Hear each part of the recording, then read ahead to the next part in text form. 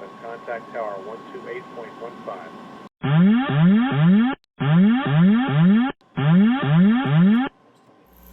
Caution, caution. Manual, fuel, manual, fuel. I'm John Golia. I'm Greg Fife. And I'm Todd Curtis. And we are the Flight Safety Detectives. Between us, we have over a century of aviation accident investigation and safety experience to draw on as we discuss issues that affect all of us. So we are qualified to share our perspectives on accidents and incidents and what can be learned from them for the future. We're proud to say we've got 3 sponsors that really relate to the topic of aviation safety. The Professional Aviation Maintenance Association, or PAMA, Piston Power, and Avemco Insurance, a world-class provider of aviation insurance. Later on in the show, we'll tell you how you can get a 5% discount on your insurance just for listening to the show. We don't just dissect the official reports. In every episode, we identify safety issues and take the mystery out of accident investigations. So maybe pilots and their planes can have safer flights ahead.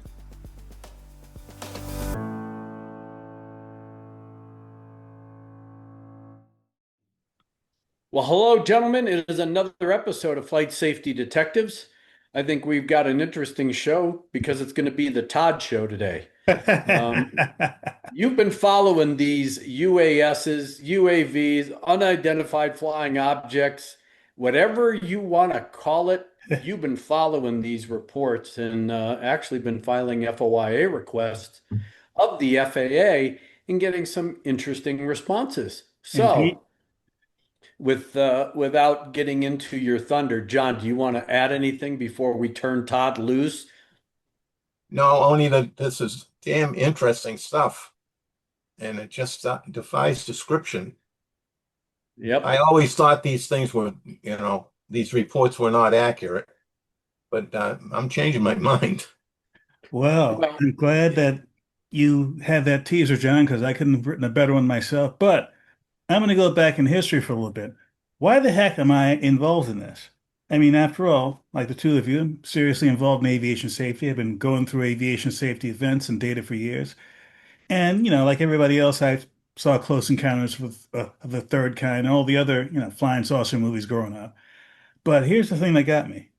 4 years ago, the Office of the Director of National Intelligence had a report on UAP, which is the government's term for, what we used to call UFOs, Unidentified Anomalous Phenomena. They had a line in their report that said, UAP are both an aviation safety issue and a potential national security issue. And I thought, I'd never seen a government department say that about UAP. Now, what are UAP? Won't go into details, but basically it could be anything from, in my opinion, a straight-up flying saucer to just something that's in the sky you can identify. That can even be some natural phenomena. And in fact, I'm going to flash a few pictures during the show here, one of which is from a presentation I'm preparing that talks about a natural event that used to be so controversial that if a pilot reported seeing it, that person would be grounded. These are things called jets and sprites. Basically, it's an electrical discharge that goes from the top of a thunderstorm up in the lower reaches of space. The picture I'm showing you is from a shot taken by a NASA astronaut on the ISS in July of 2025. Beautiful shot of it, and it's been understood for decades that these things existed. But in the 50s and 60s, when you had your high-flying pilots, military pilots, seeing things that were not mission critical and reporting them, that can get you grounded. Well, fast forward to today, you still have a whole lot of resistance of reporting things that just don't make any sense because public ridicule and whatnot. But one of the things about that is the FAA is slowly coming around to dealing with this as an aviation safety issue, but not fast enough. They don't even have an official protocol for how do you deal with seeing something unusual like this. By the way, most of them are identified as aircraft later on, or identified as natural phenomena, or just simply unidentified because they don't fall into a category. Let me just stop you right there. If they get recategorized after they've been reported and they go, oh yeah, it was an aircraft, then why aren't they showing up on radar?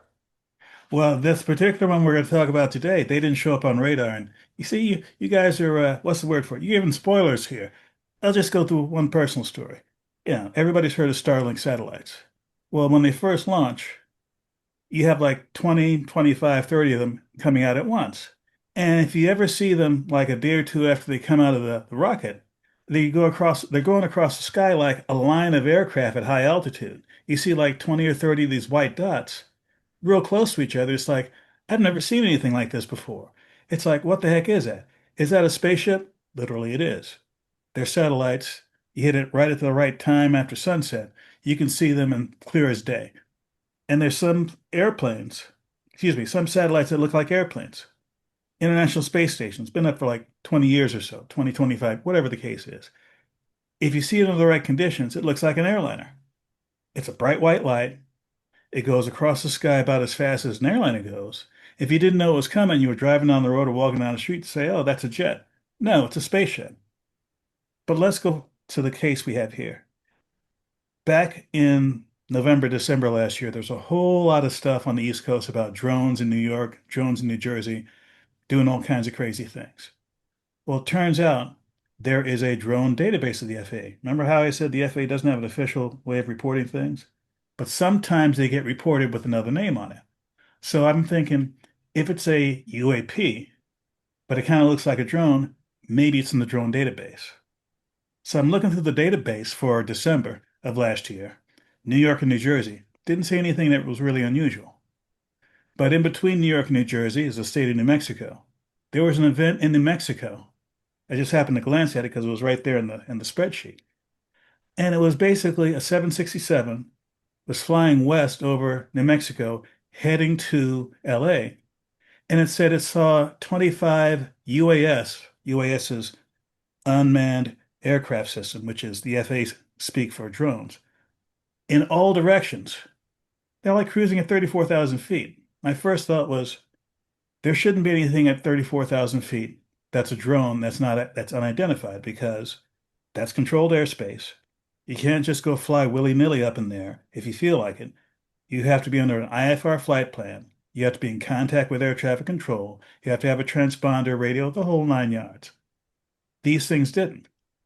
And I thought, okay, maybe they mistook flares or lights on the ground or satellites. No, they said these things followed them along for an hour. Hmm. And given the time of night, it was too late to be a satellite because the sun is already set a couple hours earlier. No light to reflect off of anything in space. Plus, satellites don't follow you for an hour, especially going from east to west, because most satellites are either going north and south or they're going from west to east because they're taking advantage of the Earth's rotation. So it's like, this doesn't make any sense. So I did a bunch of FOIA reports about this because I thought, if the military did this, they would have warned people because it's dangerous to fly in controlled airspace like that. Well, Greg, let me ask you. You have flown above flight level 180, which is the area where everyone has to be on an IFR flight plan. There are very specific requirements for the aircraft. There are very specific requirements for the pilots. The pilot in command has to be qualified to fly IFR. Now, what would you say would happen to you if you decided, for the heck of it, take your airplane up to 25,000 feet? You're flying safely. You're using whatever tools you can to avoid people, but you don't talk to air traffic control. You don't have a transponder. Okay, you're shaking your head. Why? You afraid you're going to lose your license?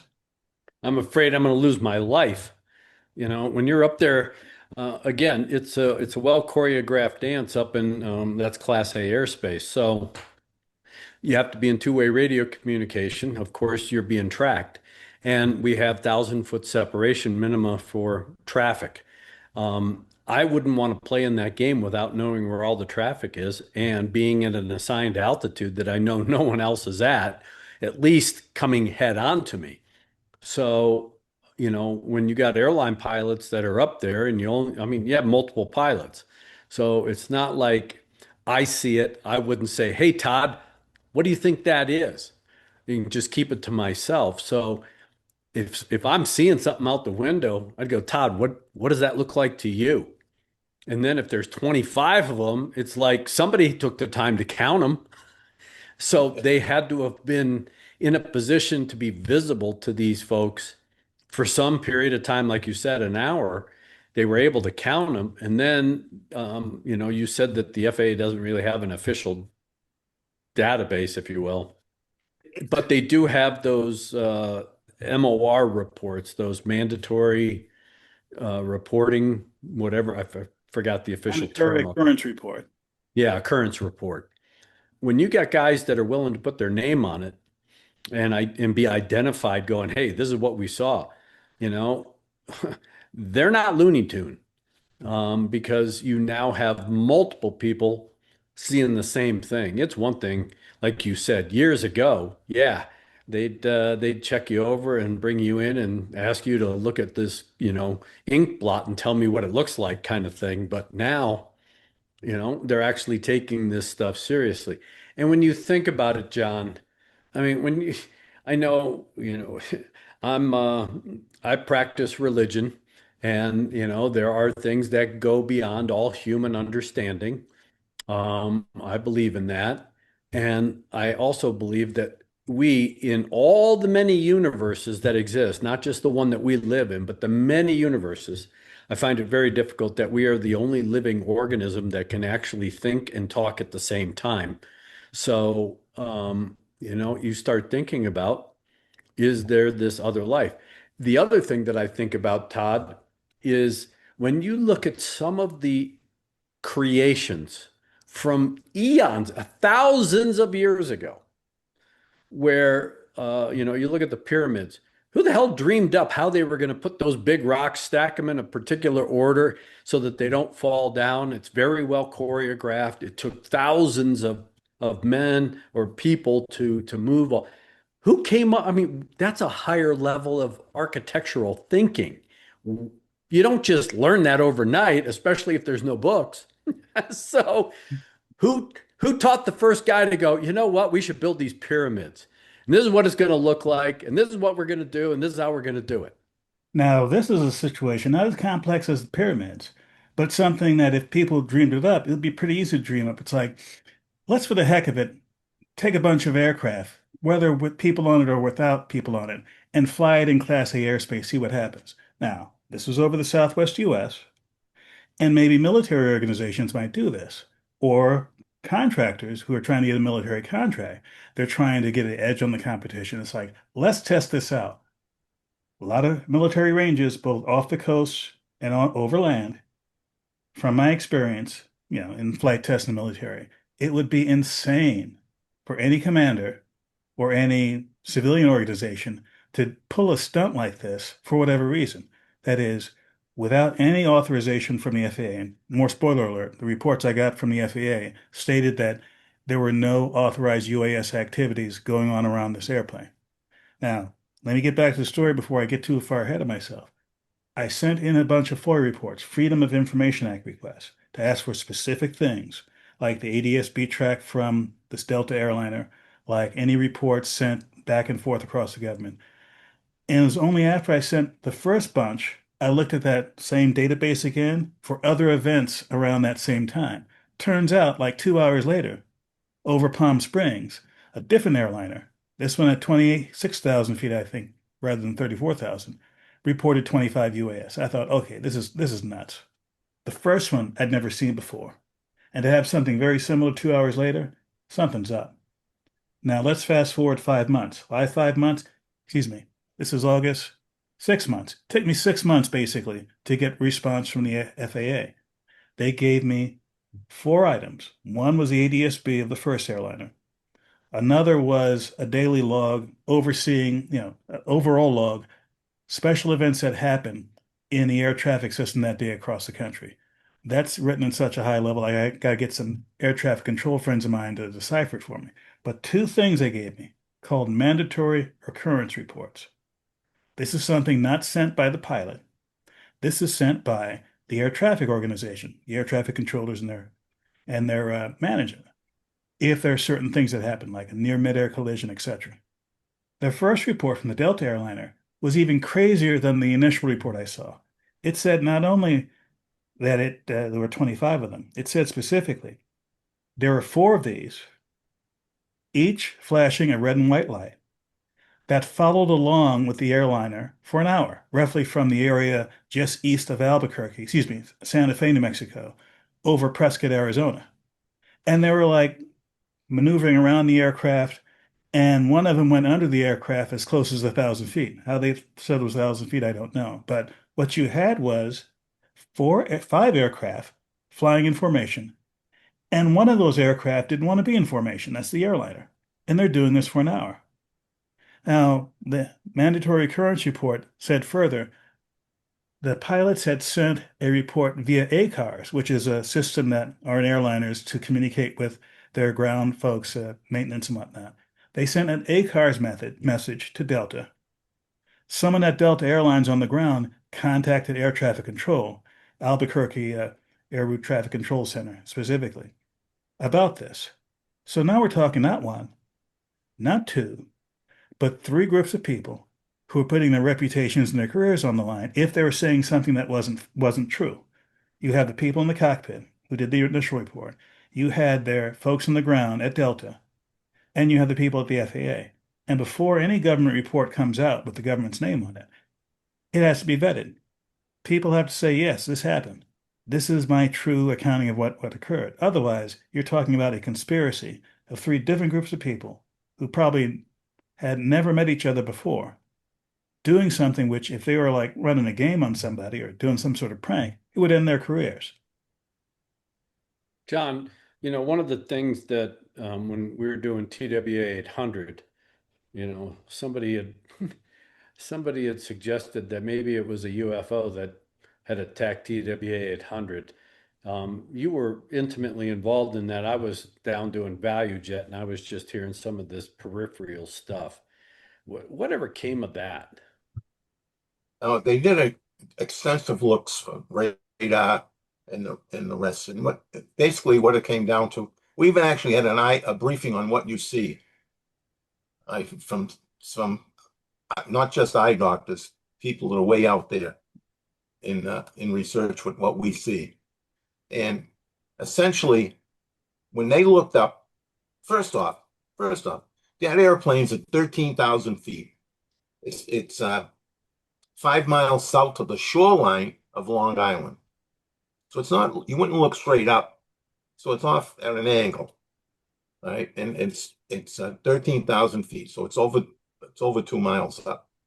So you'd be hard pressed just to look at the red lights, the flashing lights. And what would draw your attention to it? There was a lot of people that claimed to see this. What would draw your attention? A noise or a light, a flash. Right? We know that 5 miles before the airplane hit the water, there was a stream of debris, pieces of the airplane that fell off. Many of them were on fire and smoking. And the people that did the vision testing for us said that it was pretty clear to them that what those people saw was not something going up to the airplane, but what they saw is pieces falling off the airplane that were smoking. So, because the flash drew their attention, but it already had happened. 5 miles back, it already had happened. And it wasn't an explosion initially. Right? I tell people, it's like if you've ever held a sneeze, you feel your body expand. Yeah. Well, that's what happened with this fuel tank. It expanded and broke the airplane. And then the air loads took care of the rest of it. The firebomb, the bright light came after the fuel tank itself had ruptured and spread out vaporizing fuel that ignited. And that was the flash that they all saw. But the event had already happened. And it wasn't because of a UFO. Because there was also. We were clear about that. We found the smoking gun. Yeah. It took $50 million to find it, Yeah. but we found it. Yeah, because there was also reports of space junk that may have come down and struck the aircraft as well. And I remember the NTSB having to run that to ground to see what was in the area, what could have come out of the sky, and everything else. I mean, it was chasing our tail. And so those those are easier to dismiss. But when you have, like Todd was talking about, two professional flight crew members, two sets of professional flight crew members reporting basically the same thing. And, they have enough time to study it, count them, and then at least report it. Yeah, I mean, And 2 hours apart, and neither one knew the other one reported it. yeah, Well, let me interrupt there. The second aircraft might have been aware that something was up because when I got the second report from the FAA, the mandatory occurrence report, it said in essence, ACARS contacted FAA, FAA contacted the airplane, and they also told Los Angeles Center, which is the next center toward where this airplane was flying, about what was going on. LA Center had uh, not a warning, but an advisory that was active for an hour or two after that. Now, the second aircraft reported this toward the end of that advisory period. Like I said, it was about 2 hours afterwards. Although the first report from the drone behaving badly database, excuse me, I keep calling it that. It's the drone sightings near airport database. Look it up. I have it flash on the screen. They have quarterly reports, hundreds of them, of drones violating regulations, and some of them possibly not drones, but I'll get to that later. The mandatory occurrence report for the second one, well, let me go back to the first one. The first one said over an hour period, they saw 25. Four of them were traveling with them for an hour, traveling from the east to the west. The second report, the mandatory occurrence report, and let me just read verbatim what's there so I don't well, screw. wait. If, okay, so the Delta flight was overflying New Mexico heading westbound. So That's right. you had these unidentified objects following them at various points around the aircraft for an hour while they're flying east to west. That's correct. And What like, happened to them? What happened to those four? that's unclear because there's a gap between the Delta report and what happened with the United airline. But here's the key line from the mandatory operations report for the Delta aircraft. Delta Flight 771 stated four drones with red and white flashing lights had been following them for the past hour, flying around their wings, and closest proximity was about 1,000 feet below them. Okay, two or three things there. How dangerous is it for an airliner to have things flying that close to them at high altitude? Well, I mean, typically when we scramble jets to go look at an airplane that's gone Nardo, because of a pressurization problem, I'm working one. Well, I just worked one right now, where a couple of F-15s intercepted a Cessna citation at 390, and the closest they got to observe the aircraft was 1,000 feet, and they had pretty good visibility on this airplane. So, I mean, you're 1,000 feet doing 500 knots. Um, that's too close for comfort. And if these guys, for an airline pilot, it's just like they don't like airplanes that close. I mean, yeah, we do have 1,000-foot separations, but those are controlled separations. This is, you don't know what these things are going to do. And typically, when NORAD sends out two airplanes that are on alert, it's only two. They don't send out four. So the idea that this is NORAD intercepting an aircraft that wasn't in communication, they were in constant communication. They Yeah. were on track. They were not deviating from their assigned altitude, nothing like that. There was nothing that would attract the attention of NORAD to send jets after them. Now, keep in mind, east to west, four with red and white lights. The report from the other aircraft, the mandatory occurrence report said the pilot reported red and white lights that passed close to them, slow moving, opposite direction, around the same altitude. Okay, few things. If something's coming at you in the opposite direction, slow moving, maybe they were nearly stationary, they were going fast. Let's assume they had some idea what their speed was. They said that they were going in the opposite direction, so they had some sense that they were traveling from west to east, not east to west. Let's assume that both aircraft were seeing the same, one or more from the same group of 25, which means you had at least four that were traveling as fast as the Delta airliner for about an hour, Who knows what the other 21 were doing? And a couple that were either hanging out ahead of the first group or had gone ahead, hung out for a while, and was coming back the other way. Either Hmm. way, it doesn't make any sense. Red and white lights, for one thing. There should be some green lights in there somewhere because the standard configuration for an aircraft, even the smallest Cessna, like the kind I fly, you're going to have a red light on the right tip. Well, let me get this right. No, Left tip and the green light on the right tip. Red, right, returning. If the airplane's coming at you, you'll see the red light to the right of center. But this wasn't one of those cases. They weren't, well, one of them was coming at them slowly, close to them. I'm not sure how close, but too close for comfort, in my opinion. But let's back up a little bit. Nowhere in the reports do they say anything about UAP or flying saucer or what have you. I thought, okay, let's take them at their word. Let's say that these are indeed UAS, unmanned aircraft systems. And yes, that's FAA's definition. Not uncrewed, it's unmanned. We'll take an act of Congress to change that. unpersoned. Unpersoned. How many UAS systems out there, how many drones are out there, commercial or military, that could fly as fast as an airliner and as high as an airliner? The answer, very, very few. Most of your commercial drones, including my tiny handheld DJI drone I have in the closet here, don't really get that much above 400 feet because legally, if you're Part 107, you can fly up to 400 feet above the ground in most cases. And certainly in extraordinary cases, you might be able to fly higher, but sort of like if you're flying around a building, you can fly over the top of the building.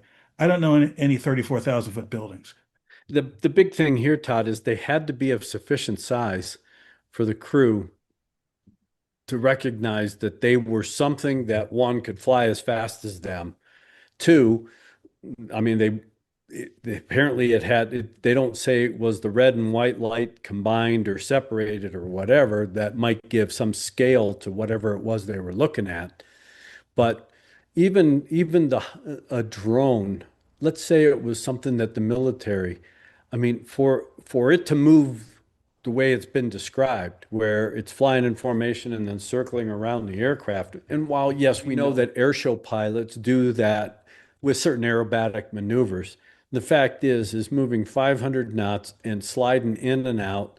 Military pilots, I mean, again, it would be more of a prescribed procedure than the way it's been described, like you're talking about through these Moore reports.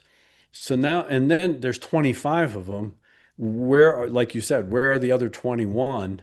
And then slow moving. So apparently they're able to fly fast or fly stationary, or at least slow down to the point of being relatively slow compared to the reporting aircraft. And I mean, these are phenomenons that again don't.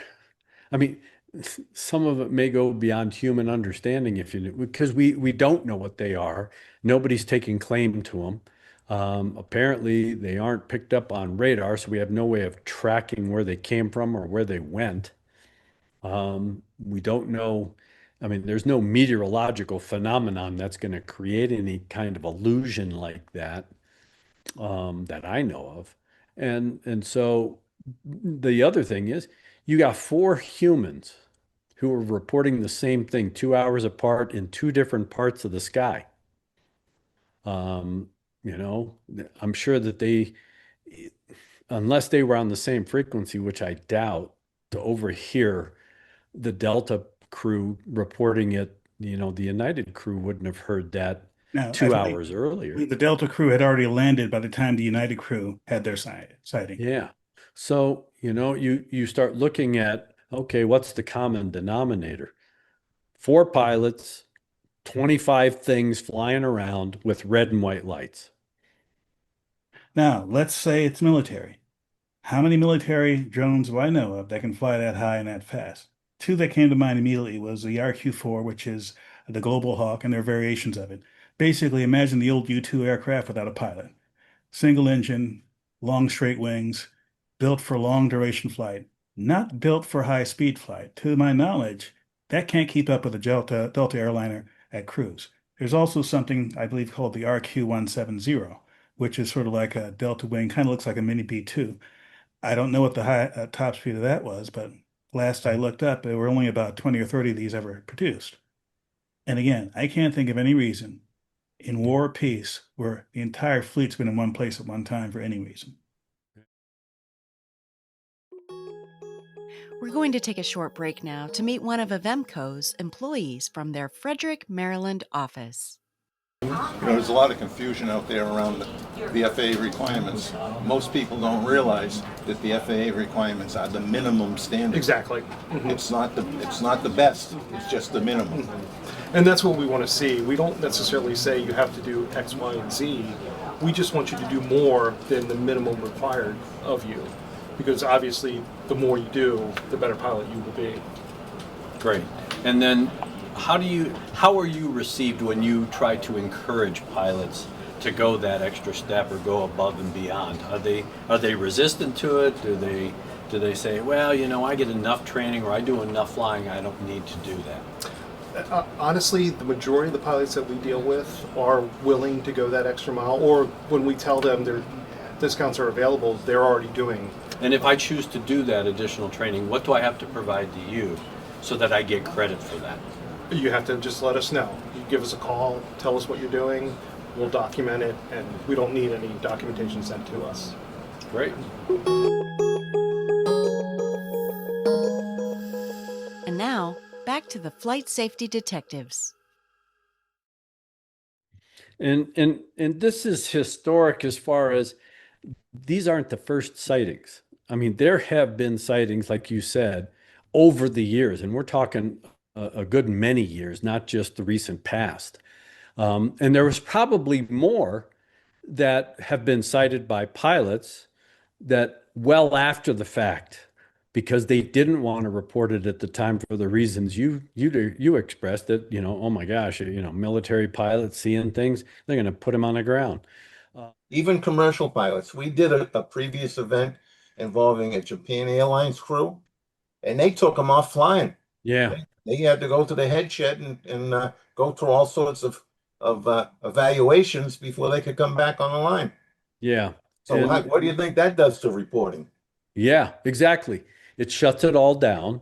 And again, now, okay, I think we've opened it up a little bit. But again, I mean, Todd, do you see that?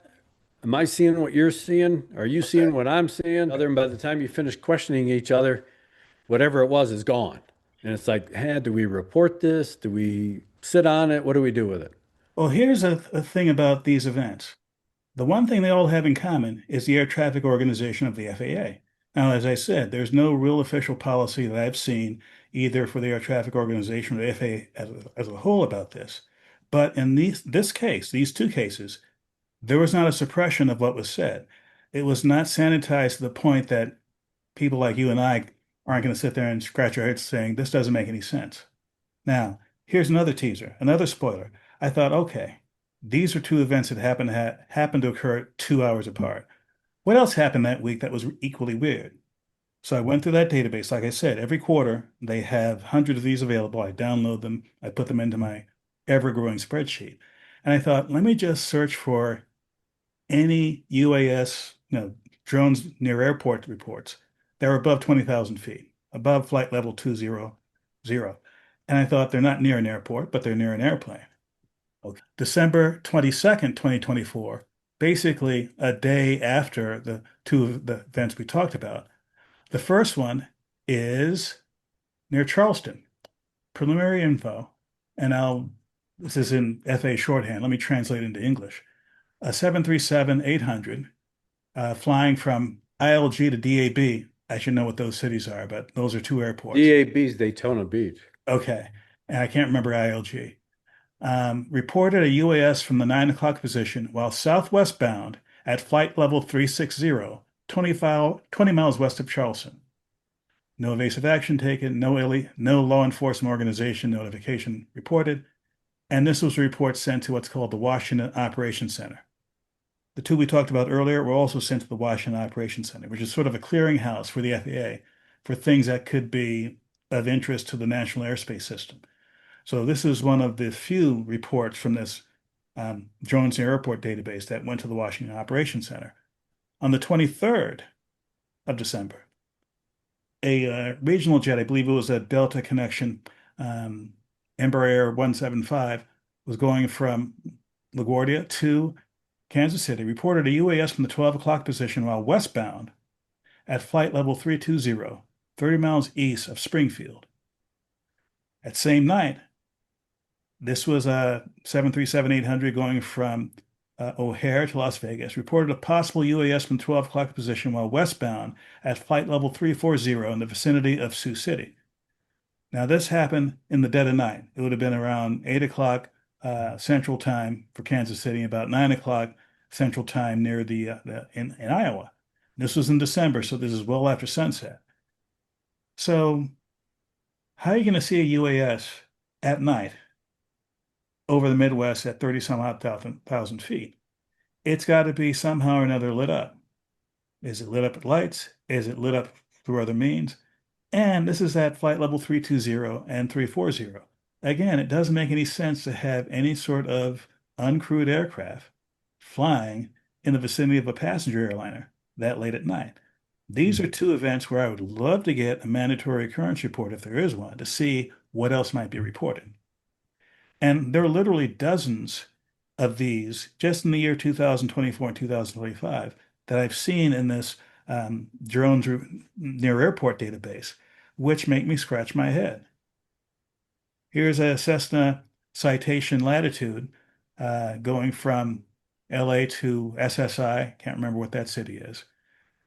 Reported a US at 9 o'clock position while southeast bound at flight level 410, 35 miles west of the Harris TACAN. No evasive action taken. Okay. Again, this is going to you, Greg. Often do you know of people seeing things that make no sense, aircraft that shouldn't be there at these kinds of flight levels? You know, it's obvious that at night, you look out the window, you can identify an aircraft. I mean, a conventional aircraft, like you said, with the position lights and things like that. But to have, an object that one, you don't expect, or two, typically ATC is going to give you a heads up. Hey, you got crossing traffic, 1,000 below or 1,000 above, or, at flight level 330. However they phrase it, they're giving you a heads up. ATC is not giving you a heads up on this for both of these flight crews. And in fact, it's reversed. It's now the flight crew going, hey, we got something up here we're looking at. There's 25 of these things. What do you show? We show nothing. That in and of itself is scary dangerous because we've got some sort of objects up there that are potential threats to flight safety. We don't know what they're doing. We don't know how they're operating. We don't know what direction or what maneuvers they're performing that could jeopardize the safety of a flight, whether it's a commercial flight or even a military flight. Is my last one. Can't leave 2025 out of this. This is January 5th, 2025. There was an A350-900 going from Atlanta to Los Angeles. I believe it was a Delta airliner as well. At flight level 400, reported a silver UAS 4 feet in diameter while westbound at flight level 400, 15 miles northeast of Pine Bluff, Arkansas. Okay, first off, you're cruising along in an airliner at, I don't know, 400 miles an hour, whatever it is. How close does something have to be before you can guesstimate that it's 4 feet in diameter? Oh, I mean, that had to be really close if it's 4 feet. Maybe. One, unless it's flying formation with you, Todd, because again, look, I mean, you have something coming at you. We'll just call it two airliners. They're both doing 500 knots in opposite directions. That's 1,000. That's 1,000 knots closing speed. Stuff's happening like right now, real quick. And I mean, when it is the size of a 777 passing under you at 1,000 feet, but doing 500, you do have time to see its size. If they can say that it's 4 feet, that thing is, I mean, it's either flying formation right outside the window or it passed so damn close. I just don't understand. I mean, because humans can process information pretty quick, the brain can, but not that quick. I Now, mean, by the time you see this thing, you go, what the hell is that? now, one question I have to ask about this, like you said, what the heck is that? They say it's a UAS. Okay. It's at 40,000 feet. What UAS do you know of? What drone do you know of that can operate at 40,000 feet with propellers? So it's probably with some sort of, jet powered, whatever. It's 4 feet in diameter. It's pretty small for a jet. And it was at 9:23 in the morning Central Time. So it's daytime. So you say it's a balloon. Okay, let's say it was a balloon. Then why is it there's a notation in this one that says Washington Operations Center? WOC is the acronym. It's like if it was a balloon, why would it be taken to the head shed for further evaluation? Inquiring minds would like to know. I mean, we've had runaway weather balloons. I mean, they get reported. We've had nefarious balloons that drifted from China, that we've gone after and stuff. Um, but again, none of those had lights on them. So, I mean, because the last thing you want to do is draw attention to it. So, I mean, for them to say that, okay, you got a red and white light, okay, that's non-standard for any kind of aircraft that we know of. And why would, well, then the other question is, well, why would somebody, a visitor from another world, if you will, why would they care whether you got red and white lights on it? What do those red and white lights do? Is that how they propel their particular vehicle or object or whatever? And those lights are just a byproduct of whatever it is they're converting into some level of thrust or some type of thrust to propel that thing through the atmosphere. Who knows? Again, you've got 25 of these things. You got 4 pilots who report the same thing. And then others who have reported size. I mean, hell, that thing had to be really close if you can say that that was 4 feet in diameter. I Well, mean, think about it. That's the size of a small round kitchen table. now it would probably be less weird if they said they saw a kitchen table at 40,000 feet. But Well, Todd, I can get a 2x4 to fly if it goes fast enough. So, well, one of the problems I had with this whole issue, if UAP are going to be considered an aviation safety issue, then you have to have, in my opinion, some data to work with. But on the other hand, it's the chicken or egg thing. If you don't have definitions, if you don't have a structure in place, if you don't have an acceptability of this as a reality, what kind of data are you going to have? And I thought one of the best kinds of data we'll have is something that is identified as something else because it's A, the closest thing they can come up with, and B, if you identify it as that one thing, it might be tracked and codified through existing systems, which is why I've been looking at the FA drone sightings near airports database and NASA's aviation safety reporting system, both of which, in my opinion, have UAP type events in them, but they're called something else. do we know, is there a world database? I can't imagine that we're the only country that has this phenomena happening. I mean, are they happening over Russia, Siberia, frickin', Europe or wherever? I mean, are other pilots in other parts of the world reporting these kinds of phenomena? Well, in fact, one of the reasons I started studying this a few years ago, because 15 years ago, there was an author named Leslie Kane, who I happened to interview back in 2013, who wrote a book about, back then there were UFOs, not UAPs. Basically, she looked at government documents from around the world, US, Iran, France, etc., and basically said, look, this has been studied or cited or whatever around the world. So that's one of the pieces of information that says to me, this is a global phenomenon. We all have probably heard at some point or another about the Foo Fighters of World War II, where both the Axis and the Allies were seeing these at night, and they thought it was the other side that had a secret weapon. Balls of light that would follow along with bomber formations, play around with them, and then zoom off again. The Foo Fighters never attacked them, never shot them down, at least to our knowledge, but they remain a mystery to this day. And in fact, this event with the Delta airliner sounds like a Foo Fighter event. They're flying along. These lights are playing with them, flying information. They fool around for a while, then they fly away. much like the stories for World War II. So it's not only something that's global, it's something that, in my opinion, has been happening for decades. But it brings me back to the question, what the heck are these things? Are Yeah. these conventional things we're misidentifying? Are these unconventional things, but made by human hands? Is it a natural phenomenon that we just don't understand? Is it none of the above? Is it all the above? Well, and the other question I have is with all the highest levels of sophistication that not only our military, but other militaries use, why isn't the military picking any of this stuff up? Why aren't any of our quote spy satellites picking any of this stuff up with all of the highest levels of technology? Well, having had a very short career in the intelligence community, there could be all sorts of assets and platforms out there that are picking things up that never become part of the public database simply because it's a potential national security issue or it's just an unknown that, they would like to identify. And bureaucracies being what they are, you got some fantastic stuff sitting in file cabinets or in servers somewhere, but there's just no way to get them out. The I, what we have here but with the FAA and NASA are one of the few things that exist in the US government that I'm aware of that is both accessible to the public and is systematic and has things that allow us to at least ask these questions, if not answer them.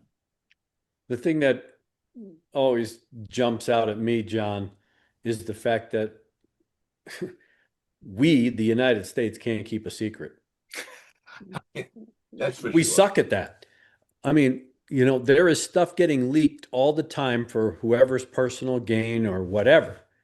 And if we do have a repository of data or at least information about these, whatever they are, I would I would have expected that something would have leaked out. I mean, look, I mean, I know stuff's leaking out about, the John F. Kennedy Jr. assassination or Area 51 and things like that. Well after the fact, but we are well after the initial fact when these things first started, becoming an issue or at least a reportable phenomenon. I'm just surprised that more information hasn't been leaked that could lend some credibility. I mean, look, I can't remember if it was CBS 60 Minutes or one of those shows where they interviewed a bunch of military pilots who had reported these sightings.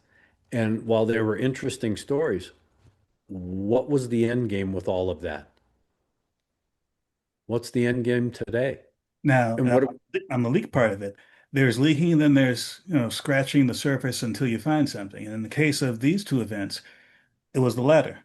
I first became aware of it because the one public report, the drones near airports database, and I thought, well, gee, they only give a very bare bones sketch. They said it was a 767-400. It was this date, this time, roughly this location. It's like, what if I can get a tail number? I didn't go to the government for that. I went to Flight Radar 24, FlightAware, ADSB Exchange. These are public access points where you can figure out if you have enough information, you can zero in on the aircraft, who flew it, what the flight number was. With that information, I then went to a previously existing system, the Freedom of Information Act, and said, hey, FAA, you have anything on this aircraft at this altitude, at this time, in this location? They gave me two pieces of data, the mandatory occurrence reports. And I'm thinking, these MORs are a great piece of information. Can I get these publicly from an online database? No. However, I can go back to those first two resources, like your Flight Radar, EDSB type places, plus FOIA, and get those. So the ones I mentioned today on the show, I will be putting in a FOIA request for those particular events. And so my friends at the FAA, please, my request this time would be a lot more focused, a lot shorter. So please don't take 6 months. you know what? I just put in an FOI request on a case that I happened to be working, and I had to call other people that I work with because I put that request in, and normally these requests take months, like you were talking about, Todd, or they fall into the abyss, and a year later they're still in process. I put in a FOIA request July 15th. It was fulfilled with 276 pages of documents and sent to me on July 24th. It Wow. is historic that somebody turned it around that quickly at the FAA, but I greatly appreciate that timeliness because I was expecting to wait months and all I had to do was wait days. Now, two pieces of information I came across on the internet. One was a database of every FOIA report sent to the FAA, thousands of them. I downloaded the whole thing because I want to learn from my betters, right? If I hear that somebody has a 2 week turnaround, it's like, which requests have they made? How were those requests worded? Let me word it in the same way. Yeah. And also another thing I came across, which you internet sleuths out there, you can do the same thing. I don't know how I stumbled across it. It was like a list of thousands and thousands of phone numbers and email addresses for FAA employees. Yes, I've seen that one as well. Yes. That is in a prominent place on my hard drive. And I Yeah. have to dial up a few people. Yep. I've got that as well. And I'm, for a generous donation to flight safety detectives, we will send you that list. that's right. That's right. Yeah. We're not shameless. So, but well, I think it's an interesting discussion. I think, you doing as much digging as you've been doing, and I know you'll continue to do, will be of interest to our audience because while, yes, there are internet programs, discussions, podcasts about these UAPs, there's TV shows and everything else. I think we're all interested in, at least for trying to understand, one, what they may be, but two, how they may jeopardize safety of those aircraft that not only we utilize, but are utilized worldwide, how these objects of whatever they are pose a threat to flight safety for those of us in the air. And my So second to last word is sort of like a word we've been saying or phrases we've said repeatedly. What the heck is going on? I like that. That's very short and succinct, Todd. Thank you very much. So with that very short second to the last word, John, we're going to leave you with our last word and see if you can make it even shorter. No, I can't because, I still want to protect the people flying, the general aviation community, we have many friends. We just talked to many, many, many of them out in Oshkosh. So if you're going to go flying, you need to pre-plan, pre-plan, pre-plan. Do it at home, do it at the airport, make sure it all agrees. If it doesn't, do it all over again. And get out to the airplane pre-flights. We still get emails from people that find things on pre-flights. And some of them finding things right after somebody else had done a pre-flight. So it really is, you have to be observant. Make sure you look at your flight controls, the attachment points. Look for that cotter pin.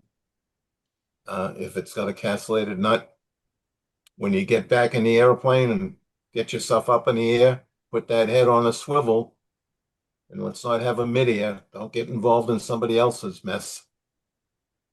And just as an aside, I've been going through a bunch of accident reports that come up and incident reports that come up.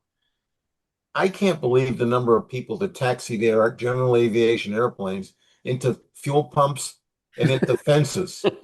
I know. I know. It's like 3 of them inside of a month. Yep.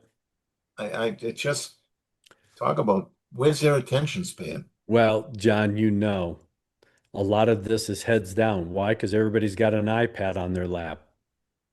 They're using Yeah. ForeFlight or one of the other internet programs, and they've got their head down trying to figure out either following a taxi chart on their iPad, or they're already planning for when they're in the air and not paying attention to where they're going on the ground. I see it all the time. I got guys I mean, I don't know how many times I've been cut off coming out of the ramp by a taxiing airplane with a flight instructor on board.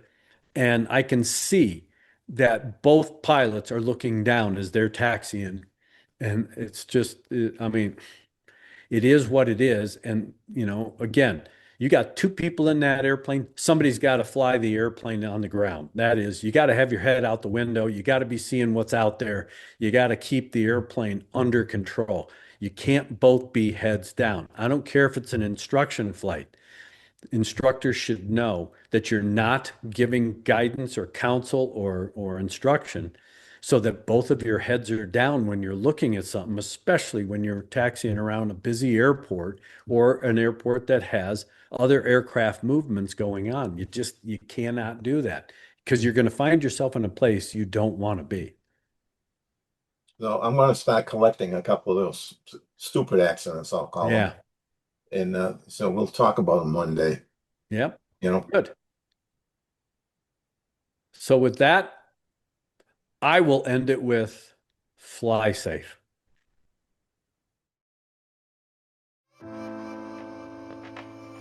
Thank you so much for listening to the show.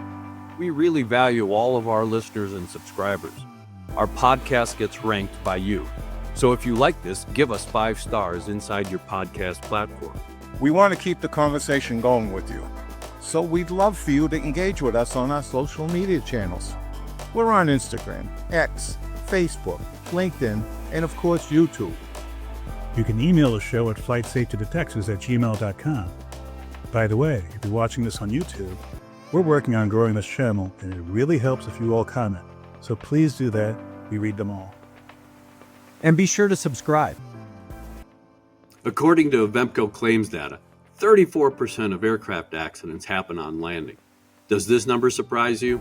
Avemco Insurance Company values safety and believes strongly in continuous pilot training and education to help prevent these accidents and promote safer skies for everyone. That's why they sponsor the Fast Team Wings program and the Flight Safety Detectives podcast. Avemco rewards safer pilots with premium credits through their Safety Rewards program. Earn an automatic 5% off by mentioning you're one of our listeners. Call 888-879-0389 for a free quote or visit avemco.com/flight safety.